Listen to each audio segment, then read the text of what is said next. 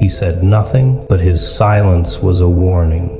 Sounds like a scene ripped straight from a movie, doesn't it?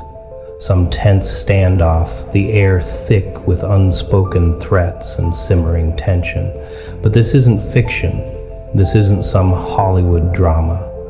This is about a power you already possess, a power that most people drastically underestimate, a power that can make them tremble with unease without you uttering a single word. What was the warning? You're asking the right question, the essential question. Because it's not about what was said, not at all. It's about what was felt deep down in their bones, a primal understanding that transcended words. The weak, they fill the air with noise, a constant barrage of empty boasts, hollow threats, and desperate pleas for attention. They think volume equals power. They think words are weapons, the more the better. They're wrong, fundamentally and completely wrong. Words can lie, they can twist, they can deceive with ease. Words can be used to mask weakness, to create a false impression, a carefully constructed facade. But silence reveals the truth, stark and undeniable. It cuts through the noise, the pretense, the utter bullshit. It exposes the raw, unfiltered reality of who you are, stripped bare of all artifice.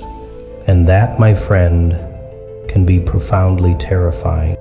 Power speaks without uttering a sound, a silent language understood on a deeper level. It's in the way you carry yourself, the subtle nuances of your posture, the confidence in your stride. It's in the way you look at someone or pointedly don't look at them. It's in the stillness, the absolute control, the unwavering certainty that radiates from within, like a palpable force. It's not something you can fake, not convincingly. It's not something you can learn from a book or a weekend seminar. It's forged in the fires of experience, of relentless self-mastery, of the absolute, unwavering refusal to be intimidated by anyone or anything. They felt the threat in the air, a palpable tension, a sense of impending something. Not because of what he said, because he said nothing at all, but because of who he was, the very essence of his being. His presence filled the room, heavy, unyielding, like a gathering storm, dark and ominous. They saw it in his eyes, that cold, calculating gaze that assessed, judged, and dismissed them without a flicker of emotion, a silent condemnation. They felt it in his stillness, the absolute lack of any nervous energy, any hint of fear, any sign of weakness whatsoever. Your presence is your message, a constant broadcast, whether you realize it or not. Long before you open your mouth, long before you make a single move, you're communicating. You're sending signals, subtle cues that others pick up on, consciously or unconsciously. And those signals, if you're strong, if you're truly in control of yourself, will speak volumes. They'll say, I'm not afraid. I'm not intimidated. I'm not here to play games. I am here to dominate. Let your silence be deafening, a weapon of immense power. Let it fill the room, pressing down on them, suffocating their arrogance, their bluster, their empty, meaningless threats. Let it be a void into which their doubts, their fears, their deep-seated insecurities are amplified, magnified 1,000-fold. Let it be a mirror, reflecting back their own weakness, their own inadequacy, their own pathetic attempts to project an image of strength they don't possess. Think about it. Really consider this. The most dangerous animals in the wild, they don't roar constantly, do they? They don't need to. The lion doesn't announce its presence with a fanfare, with a dramatic display of aggression. It stalks silently, patiently, conserving its energy, observing its prey. And when it strikes, it's swift, decisive, and utterly lethal. Its silence is the warning, a prelude to inevitable action. This isn't about being mute, perpetually silent. It's about choosing your words carefully, sparingly, with deliberate intention. It's about understanding that every word you speak has weight, has consequence, and must be used strategically. And sometimes, often, the most powerful thing you can say is absolutely nothing at all. It's a subtle art, a mastery of nonverbal communication, a dance of power and presence.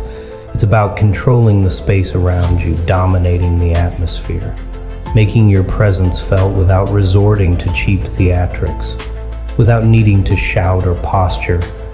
They underestimated him, completely and utterly. They thought his silence was weakness, a sign of submission. They thought he was afraid, intimidated by their bluster and bravado. They were wrong, catastrophically wrong. His silence was a calculation, a deliberate, carefully considered choice, a weapon, honed to a razor's edge.